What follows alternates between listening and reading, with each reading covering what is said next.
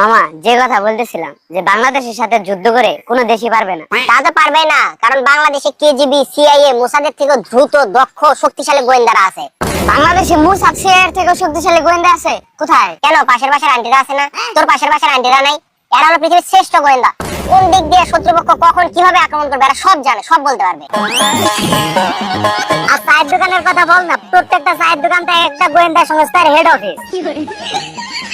এই বেটা, চায়ের দোকানের কাকুরা তো গোয়েন্দা না, ওরা হলো একটা গবেষক। যখন নির্বাচন চলে তখন তারা হয়ে যায় রাজনৈতিক গবেষক, আর যখন যুদ্ধ চলবে তখন তারা হয়ে যাবে সামরিক গবেষক, বিশেষজ্ঞ বলতে পারিস।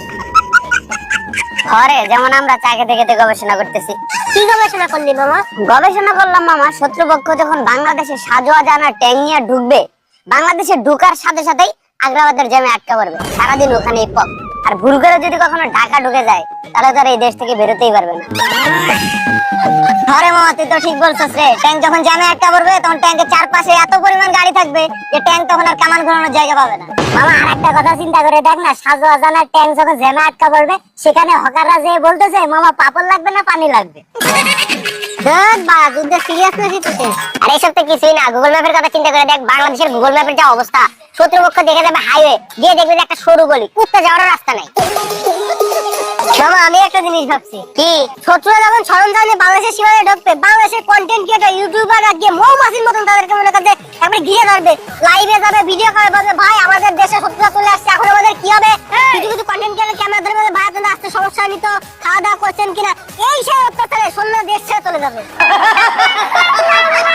একদম মামা, বাংলাদেশের কন্টেন্ট ক্রিয়েটর হলো আমাদের মূল শক্তি। যুদ্ধকালীন সময় মনে কর যে মানবতার রেফারি ওয়ালারা যুদ্ধের জন্য ফান্ড কালেকশন করবে, কন্টেন্ট ক্রিয়েটররা উৎপেতে থাকবে কখন শত্রু আসবে, তাদেরকে যে ক্যামেরা ধরবে, কন্টেন্ট বানাবে। তারপরে বাংলাদেশের যত ইউটিউবার আছে সবাই হয়ে যাবে সামরিক বিশেষজ্ঞ। থরস বিলাল ভাই আমাদের মোটিভেশন দেবে ছন্দের মাধ্যমে।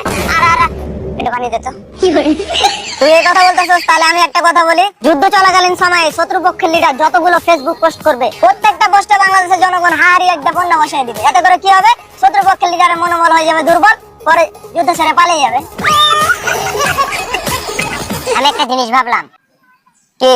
আরে বাংলাদেশের আন্টিরা যে পরিমাণ সরকারি চাকরির জন্য পাগল, সৈন্যরা যখন যুদ্ধ করতে আসবে তখন ও মাই গড ডিফেন্সের জব, সাথে সাথে মেয়েদের বিয়ে দিয়ে দিবে। ওরা তো আমাদের জামাই, আমাদের সাথে যুদ্ধ করবে কি?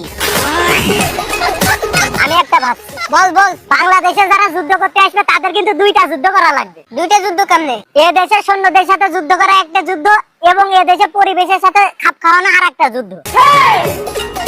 আচ্ছা বুঝলাম, আমরা স্থলপথে অপরাজেয়। কালকে তো আমরা মিসাইল হামলা নিয়ে কথা বলছি, আজকে একটু বিমান হামলা নিয়ে কথা বল। বিমান হামলা নিয়ে আর কি বলবো? বাংলাদেশে যে পরিমাণে বায়ু দূষণ, পাইলট তো বাংলাদেশে ঢোকার পর কিছু দেখতেই পাবে না, ও ওখান থেকেই ঘুরে চলে যাবে। আচ্ছা বুঝলাম, আমরা আকাশ পথেও অপরাজেয়। এবার নৌপথ নিয়ে কেউ কিছু বল। আমরা নৌপথে অপরাজেয়। বাংলাদেশে যদি কোনো দেশের যুদ্ধ জাহাজ ঢুকে, ওর উপরে দেখবি যে বরিশালের একটা লঞ্চ তুলে দিছে, নৌজাহাজ ডুবে গেছে।